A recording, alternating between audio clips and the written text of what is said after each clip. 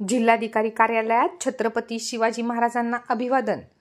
जिल्हाधिकारी डॉक्टर किरण पाटील यांच्यासह इतर अधिकारी उपस्थित। जिल्हाधिकारी कार्यालयात छत्रपती शिवाजी महाराज जयंतीनिमित्त जिल्हाधिकारी डॉक्टर किरण पाटील यांनी अभिवादन केले।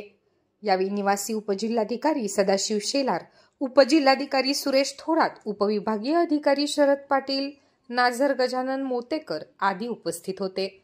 उपस्थितांनी छत्रपती शिवाजी महाराज यांच्या प्रतिमेला अभिवादन केले। यावेळी राज्यगीत सादर करण्यात आले।